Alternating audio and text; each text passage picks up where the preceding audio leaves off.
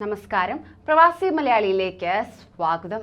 കഴിഞ്ഞ ദിവസമാണ് ഒമാനിൽ കടലിൽ വീണ ഇന്ത്യക്കാരുടെ മൃതദേഹം കണ്ടെത്തിയതായുള്ള വാർത്തകൾ പുറത്തുവന്നത്.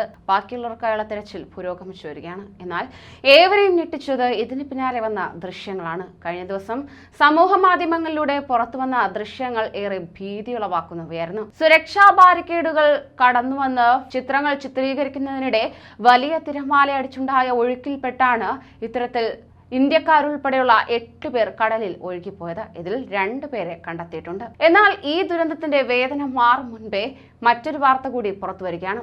നിയന്ത്രണം വിട്ട കാർ കടലിൽ പതിച്ചപ്പോൾ സാഹസികമായി നീന്തി രക്ഷപ്പെട്ട മലയാളി കാറിൽ നിന്ന് സാധനങ്ങൾ എടുക്കാൻ തിരികെ പോകവെ തിരമാലകളിൽപ്പെട്ട് മരിച്ചു.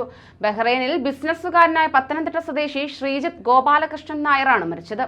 ഇന്നലെ വൈകിട്ട് ഇദ്ദേഹം സഞ്ചരിച്ച കാർ സിത്ര ക്രോസ്വേയിൽ നിയന്ത്രണം വിട്ട് കടലിൽ പതിക്കുകയായിരുന്നെന്നാണ് വിവരം.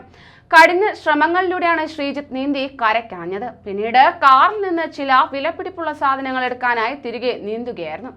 എന്നാൽ പാതി വഴിയിൽ വൻ തിരമാലകളിൽ പെടുകയും ജീവൻ നഷ്ടപ്പെടുകയും ചെയ്തു. പിന്നീട് രക്ഷാപ്രവർത്തകർ മൃതദേഹം കരയ്ക്കെത്തിച്ച് സൽമാനിയ മെഡിക്കൽ കോംപ്ലക്സ് മോർച്ചറിയിലേക്ക് മാറ്റിയിട്ടുണ്ട്. മൃതദേഹം നാട്ടിലേക്ക് കൊണ്ടുപോകാനുള്ള നടപടികൾ പൂർത്തിയായി വരികയാണ്. ശ്രീജിത്തിന്റെ ഭാര്യ വിദ്യ ബഹ്റൈനിൽ സ്കൂൾ അധ്യാപികയാണ്. 3 മക്കളുണ്ട്. അതേസമയം കഴിഞ്ഞ ദിവസം കടൽ തീരത്ത് അവധി ആഘോഷിക്കാനെത്തിയ ഉത്തരേന്ത്യൻ കുടുംബത്തിലെ അംഗങ്ങൾ അപകടത്തിൽപ്പെട്ടത് വലിയ വാർത്തകളായിരുന്നു. കാണാതായ ഇന്ത്യക്കാരിൽ ഒരു കുട്ടിയടക്കം 2 പേരുടെ മൃതദേഹങ്ങൾ കണ്ടെത്തിയിരുന്നു. മഹാരാഷ്ട്ര സ്വദേശിയായ ശശികാന്ത്, ഇയാളുടെ 6 വയസ്സുകാരനായ മകൻ ശ്രേയസ് എന്നിവരുടെ മൃതദേഹങ്ങളാണ് കണ്ടെത്തിയിരിക്കുന്നത്. ശശികാന്തിന്റെ മകൾ ശ്രേയയെ ഇതുവരെ കണ്ടെത്തിയിട്ടില്ല. അപകടത്തിൽ കാണാതായ മറ്റുള്ളവർക്കായി തിരച്ചിൽ പുരോഗമിച്ചു വരികയാണ്. കൂടുതൽ പ്രവാസി വാർത്തകൾക്കായി ഈ ചാനൽ സബ്സ്ക്രൈബ് ചെയ്യൂ.